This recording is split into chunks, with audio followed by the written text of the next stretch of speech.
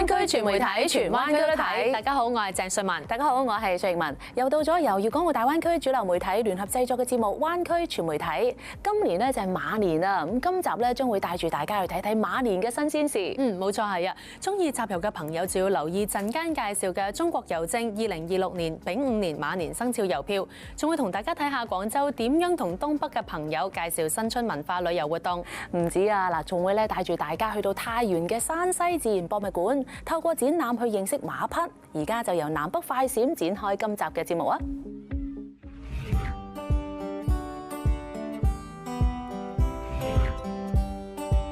中國郵政嘅2026年丙午年特種郵票，即係馬年生肖郵票已經發售。今次發行嘅馬年郵票一套兩張，一張主題係詞約宏圖，紅馬踏長雲，而另一張主題係萬盡津福，三馬齊奔。設計唔單止帶出馬到成功嘅傳統祝願，更加象徵住充滿活力、發奮向上嘅時代精神。中山郵政局同時亦特別推出一款新春主題紀念郵戳，郵戳上面印有精緻嘅駿馬圖案，正好同馬年郵票相映成趣。各位集郵發燒友記得去蓋印留念，為親友寄上一份充滿傳統特色嘅新春祝福。為咗推動街市活化，澳門政府早前對氹仔街市進行改造，地下繼續保留傳統嘅鮮活食品同日用品檔口，一樓同埋二樓天台就改造成集美食廣場同埋文化創意產品市集於一身嘅特色專區，為市民同遊客提供更多元化嘅食買玩選擇。有旅客認為街市環境舒適，美食選擇又夠多。有檔主就透露，因為宣傳做得足，假期嘅生意額比起平日增加咗2至3成。楚文化沉浸式體驗活動喺濱江體育公園舉行，吸引咗幾千名市民一邊睇 show 一邊嘆美食，熱熱鬧鬧過新年。一到夜晚，穿越千年楚韻監利劇目就會上演，由現代圖書館入面嘅古籍微光開始，帶領觀眾穿梭時空，由古代閨房嘅梳妝禮儀，一直睇到先祖堂嘅莊重祈福。全劇一共分做7幕戲，將楚國古代過年嘅全套傳統習俗完美串聯，令遊客深刻體會與眾不同嘅節日魅力。近日，南京市舉辦咗一場南京地產小白菜品鑑活動，活動現場有62款唔同品種嘅小白菜同場比拼，當中包括市面上常見嘅大眾品種，亦有當地基地研發嘅獨家特色菜。今次評選唔再係傳統嘅閉門審核，而係以食客口碑做主導。大會邀請咗專業名廚、大型採購商、專家以及一班義工，每人手持選票，透過現場烹煮、即場試食，甚至品嘗各種創意菜式等多方位嘅體驗，為心儀產品投票。最終由矮腳王、油酥以及紫秀麗等10款最優質嘅產品脫穎而出。喺廣西橫州，有一位創意十足嘅設計師農海英，佢最厲害嘅地方係將大家眼中嘅田間廢料，好似粟米葉同甘蔗皮，親手編織成一套套時裝，將鄉土氣息完美融入潮流設計。佢嘅工作室就喺自己屋企，你會發現呢度完全冇名貴嘅絲綢，反而隨處可見洗乾淨嘅田螺殼、曬乾嘅粟米，仲有一串串紅辣椒。農海英設計從來唔畫圖則，唔用畫筆，所有靈感嚟自佢每日接觸嘅大自然。呢份創意除咗變身成為獨一無二嘅時尚產品，佢更嘗試將田地變做時裝 show 舞台，令鄉土文化被更多人睇得到。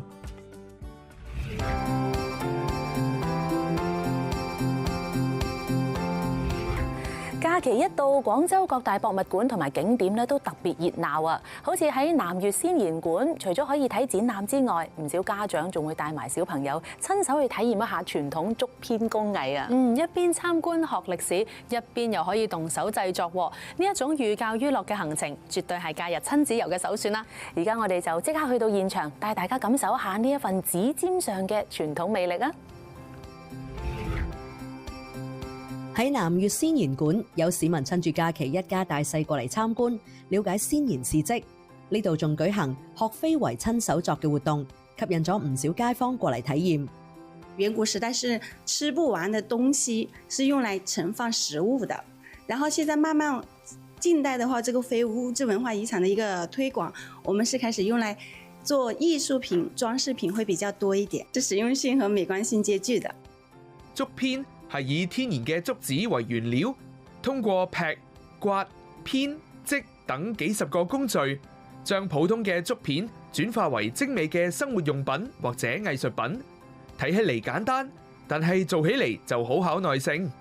如果就係先將個線嘅底嘅竹邊先編出嚟啦，我自己係其實對手工有啲興趣咁樣啦，再就我就見到一個咁樣嘅活動，咁就啱好可以，咁我屋企人又有得閒咯，咁我就順便叫埋我屋企人一齊嚟啦。今日有冇信心可以做到一個成品出嚟？梗係有信心啦，嚟得就有信心。下邊嗰句好似係人字，上面好似唔係咧。咁如果錯咗點算咧？錯咗就有佢錯啦，個成就感自己編出嚟，咁睇下睇都幾好睇嘅。除咗竹編，喺假期呢度仲有醒獅、古琴等非物質文化遺產體驗同埋快閃表演。喺旁邊嘅五仙觀廣場就設有融合非物質文化遺產手作、文化創意周邊產品等多元內容市集，為遊客帶嚟更豐富嘅體驗。這個擺件它就有很好寓意嘛，它在那個馬上面設計個銅錢，就是為今年的馬年，就是馬上有錢這種寓意。像這個鹿，這鹿是一路相伴嘛。廣州新春文旅推介會日前喺哈爾濱舉行，向東北朋友介紹廣州有咩好玩啊！聽講廣州準備咗新春10大主題，超過2000場活動，好有誠意啊！係啊，咁最緊要咧就係邀請大家嚟廣州睇煙花，體驗一下南方人新年嘅習俗，喺溫暖當中過年。咁豐富嘅安排，搞到我都想去翻轉廣州玩下。而家就一齊去推介會現場度睇睇啊！今次推介活動延續全民全運嘅熱情，出動15運會吉祥物喜洋洋同樂融融，透過線上同實體等不同嘅方式，向哈爾濱市民發出盛情嘅邀請。我們精心準備了10幾個現場的互動節目，包括我們的15運的主題歌的演出。大家看到我們2個雞寶寶，也是我們15運的吉祥物，喜洋洋樂融融的。盛情的邀約，為咗吸引東北地區嘅遊客嚟廣州，推介會重點介紹咗廣州新春10大主題文旅活動，當中包括煙花匯演、新春燈會、新春花市、新年音樂會同埋廣府廟會等傳統活動，亦有最近舉辦嘅海心沙嘉年華等活動。那我們廣州呢，今年有大灣機奧體嘉年華，還有我們15運會的原版的這個鰲魚也修復之後，也會在這個嘉年華上跟大家見面，而且給大家帶來這個獨佔鰲頭的這種意頭。適逢馬年新春，廣州都想做好東道主，務求令每一位嚟體驗廣東春節嘅東北朋友都有一個賓至如歸、滿載而歸嘅難忘回憶。位於廣州增城區嘅正果老街，最近完成咗大規模活化改善工程，佔地超過80萬尺嘅園區已經正式重新開放啦。今次呢一個舊區翻新工程做得非常有心思，唔單止硬件設施，連入面嘅店鋪同埋配套咧都係煥然一新。最難得嘅係佢喺提升整體環境同遊客體驗之餘，同時亦都會保留到嗰份傳統老街嘅韻味喎。嗱，既然老街大變身啊，我哋不如即刻帶住大家去行翻一圈，睇下嗰度有幾好玩幾好食啊！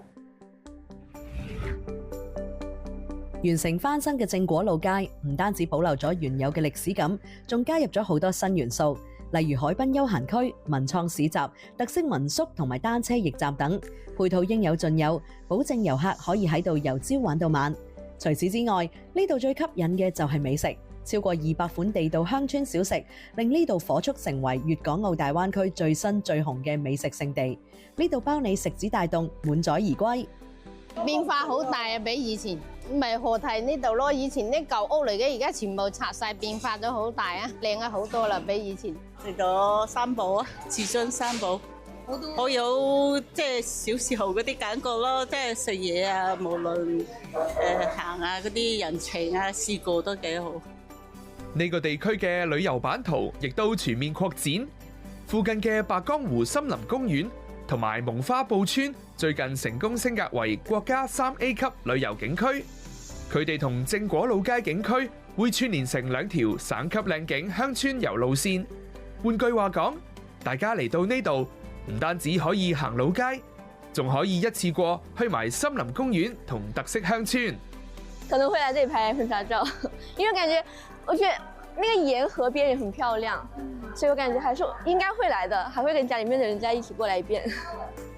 隨住正果老街大搞活化翻新，唔少店鋪老闆見到人流越嚟越旺，都會擴充營業，甚至再開分店。而家生意比以前好咗好多，各地嘅人都係過嚟品嚐我哋嘅正果雲吞，每日咧最少咧都有2000碗啊、3000碗咁樣。我們林魚世界已經開了有3家店了，因為的話我們的店的話比較少，客人比較多，已經忙不過來，所以再開1家分店，為消費者更好的服務。目前正果老街嘅200幾個商戶當中，有超過90%係本地業主。今次改造推動咗超過3600名村民喺就近地方就業。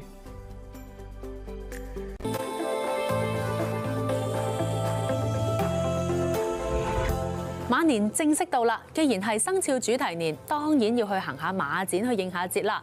嗱，今日我哋就去到山西自然博物館，從另一個角度去認識馬呢一種動物。冇錯啊！咁其實馬咧唔單止係古代嘅主要交通工具，背後仲有好多鮮為人知嘅進化史啦，同埋傳奇故事。咁今次展覽準備咗好多獨特嘅展品同埋冷知識，等緊大家去發掘。我哋而家就帶大家入去揭開真相，一齊過一個富有教育意義嘅馬年啦！馬一直是人類文明中奔騰的圖騰，它是神話中的天馬行空，也是現實中的忠誠夥伴。那神話和真實之間，馬承載着怎樣的故事？新的一年，你對馬的了解又有哪些呢？我現在就在山西自然博物館全新推出的展覽《神馬都知道》之中，我們一起去了解馬的故事。一踏入展覽廳，就好似行入咗一個連通神話與現實嘅異想空間。首先映入眼簾嘅係《山海經》入面嗰隻好似識得騰雲駕霧一樣嘅天馬，造型活靈活現。現場仲設有極之精細嘅骨骼標本同埋互動感應裝置，等各位可以親手解構馬匹嘅身體結構，透過一系列珍貴標本同埋 3D 模擬場景，成段橫跨千萬年嘅馬類演化史，生動呈現喺大家眼前，絕對係一場大開眼界嘅時空進化之旅。我們這個的話呢，是我們2026的一個新春特展。在我們這個展覽裡面呢，大家可以了解到馬的身體結構，馬為什麼跑得快，馬的聽覺有多靈敏，馬的視覺又是怎樣的，範圍有多大。它呢是一個科學知識的一個傳播。展廳入面，唔少家長帶埋小朋友一齊睇化石標本，一邊玩互動遊戲去進行學習。我看見很多各種各樣馬，非常神奇。我見到頭上長角的馬，我覺得它們長得很好看，很神奇。呢個名為《神馬都知道》嘅專題展，特別以時間作為主線，分開4個單元，帶大家由古睇到今。首先由《山海經》神話中識得騰雲駕霧嘅神駒開始，到近距離研究真馬嘅強健肌肉同體質，之後再帶大家穿梭時空，見證馬匹點樣橫跨千萬年，由細細隻演化到今日嘅樣貌。最後仲會探討馬點樣成為人類歷史入面代表奮鬥同勇氣嘅精神圖騰。成個展覽嘅脈絡非常清晰，大家行完博物館之後，即刻可以變身做馬類專家，掌握所有關於馬嘅知識。今年不是馬年了嘛，2026年聽說有這個馬的展覽，所以想過來帶孩子了解一下馬的起源，還有馬的外形啊，包括內在，都想讓孩子見識一下。唔單止咁，喺活動區，小朋友仲可以親手製作一份屬於自己嘅新年5福座台日曆，令小朋友喺體驗當中認識到傳統文化。我們就說是在新年一起感受一下這個馬年的氛圍，整體活動非常的開心。我們山西自然博物館推出這個神馬都知道新春特展，一方面呢是為了傳播自然科學知識，另一方面呢也是弘揚我們中華的傳統文化，同時呢也祝福廣大的觀眾朋友們在馬年能夠懷抱龍馬精神，一馬當先，馬到成功。對於想發展個人事業嘅後生仔嚟講，落腳點絕對係首要嘅考慮同關注啊！最近蘭州青年人才驛站就成為咗好多後生仔去到蘭州當地揾工嘅第一站。冇錯，其實呢一度咧唔單止係提供短期嘅免費住宿啊，仲有一系列就業支援。蘭州政府咁大手筆，目標好明確啦，就係想用十足嘅誠意去吸引同留住人才。有咗呢一個落腳點，除咗可以即刻減輕到生活負擔，更加可以感受到呢一座城市對年輕人嘅熱情同重視。咁究竟呢一個揾工大本營係點嘅呢？我哋即刻去現場睇下。嚟自甘肅慶陽嘅馬欣欣係外省高等院校嘅畢業生。近期佢成功透過篩選獲得蘭州一個企業嘅面試機會，同時順利申請到蘭州青年人才驛站嘅免費住宿，而家正一心一意全力備戰面試。它這個洗漱台收拾都是非常乾淨的，包括你看這個衛生間還有洗澡的地方，你看都是非常收拾非常乾淨，非常大啊，整齊一點。包括你看像到我們的電視機也是標配的嘛，還有我們的這個床鋪，你看都整個的收拾得非常好。我用一句話來形容，就是真的就是回家了。有相同感受嘅，仲有嚟自甘肅天水嘅張雲梅。最近佢嚟到蘭州求職，成功申請入住蘭州青年人才驛站。快速辦理入住，房間溫馨整潔，簡直就是拎包入住的天花板。這裡對於我來說，不僅僅只是一個落腳點，更多的是一個溫暖的避風港，給我向前衝的勇氣和底氣。兩位青年嘅經歷，正係蘭州青年人才驛站服務入面嚟蘭州求職青年嘅生動縮影。蘭州市目前已經建成咗37個蘭州青年人才驛站，唔單止為青年提供短期免費住宿，更重要係透過一站式嘅就業支援，全方位俾到後生仔嘅支援後盾，令無數逐夢青年感受到喺蘭州最實質嘅支持。酒店設有自助洗衣房、大堂吧的飲品、咖啡，供青年人才免費享用。面試需要打印簡歷、複印件，前台也都是免費服務的。剛來蘭州的青年人才對周邊線路不熟悉的情況，前台都會耐心的指引並告知交通線路。而家蘭州青年人才驛站一早已經超越咗免費落腳點嘅定位，已經變身成一個集短期住宿、揾工支援以及政策諮詢於一身嘅一站式人才服務中心。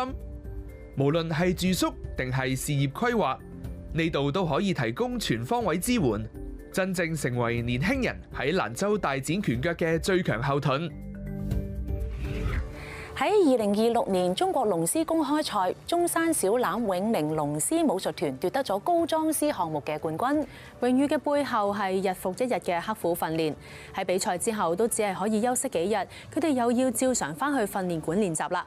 身經百戰嘅隊員就話：呢一個全國冠軍來之不易。而家我哋一齊去到訓練嘅現場，感受下呢一支冠軍隊伍嘅風采啊！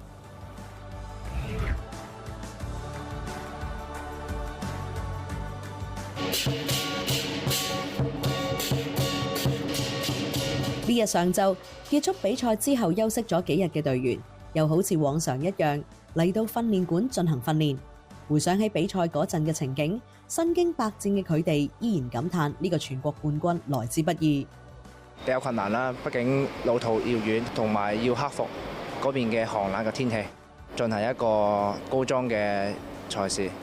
我哋唔單單喺大灣區啦，甚至去到國外都有參加不同規格嘅賽事。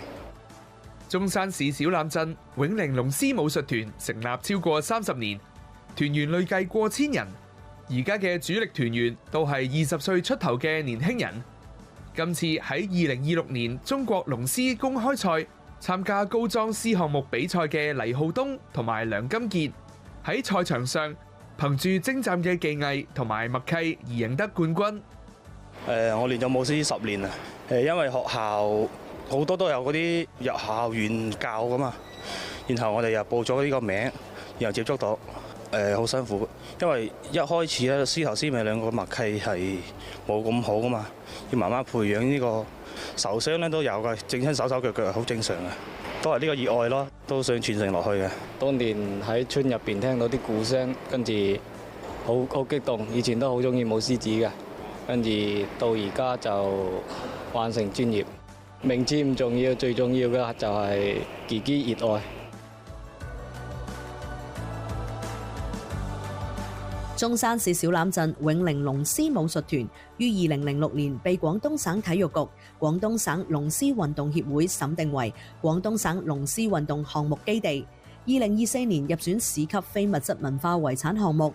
呢支武術團經常開辦龍獅培訓活動同埋參加演出活動，曾經多次代表國家同地區參加不同龍獅比賽，並屢獲殊榮。至今就有接近100人獲世界冠軍或者國際獎，有80幾人獲全國冠軍。每一年都參加非常多嘅賽事，應該有10幾20場嘅。勝不驕，敗不餒，就繼續努力訓練，同埋爭取更好嘅成績，為中山爭光。如果大家想去影靚相，惠州絕對係首選啦！位於當地嘅鱷魚島，成片紫花風鈴木盛放，成為咗最新最紅嘅影靚相勝地啊！係啊，咁最靚嘅地方咧就係呢一片紫色花海，正好就喺湖邊。當花海倒影喺湖面上，遠遠睇過去就好似一幅流動嘅紫色水彩畫咁啊！難怪係會吸引咗好多嘅市民同埋遊客，專程攞定相機捕捉呢一份美景。事不宜遲啦，我哋即刻都帶大家去到現場感受呢一片紫色浪漫啦！沿住惠州鱷魚島嘅蜿蜒小徑，紫花風鈴木熱烈綻放。當微風吹過，紫色花瓣就好似細雨咁飄落，草地鋪上咗一層淡淡嘅紫色。喺早上就有好多市民嚟賞花，感受很好，心情愉快。這裡的風景很好啊。這裡風景適合老年人住，年輕在這也挺好的。拍照效果挺好，真的很清晰。這裡風景好漂亮的啦，有山有水啊，看景又看花。由遠處望去，呢啲花聚集成團，每團足足有2個拳頭咁大。行近啲仔細一睇，每一團花都由幾十個喇叭狀嘅小花緊密簇擁而成，散發住淡淡清香。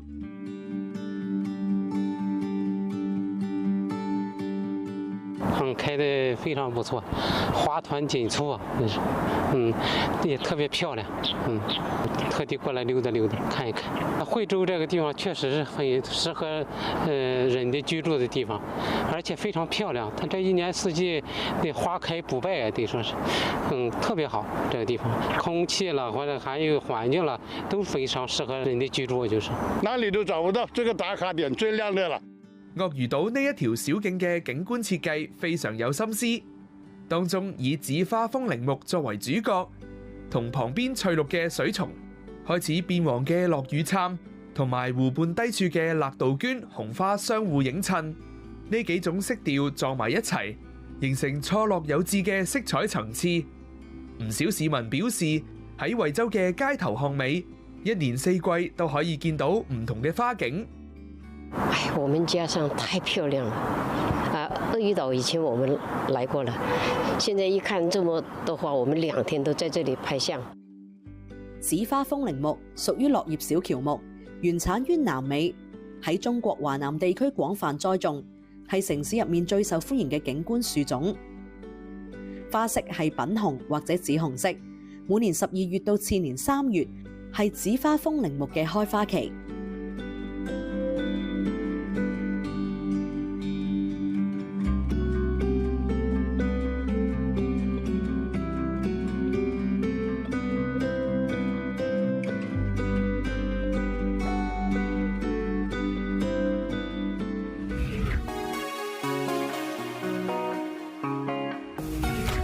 鳥瞰神州精彩在線，杭州桐廬縣中心廣場嘅新年燈會好受市民遊客嘅歡迎，咁當中可以感受到人在畫中遊嘅古典浪漫。點知啊，桐廬呢一個地方仲係一個天然嘅影相勝地啊！嗰度到處都係好風景，隨便一影，張張都係靚相。節目嘅最後咧，我哋一齊跟住鏡頭去感受一下啦。今集嘅灣區全媒體時間夠，我哋下集再見，拜拜。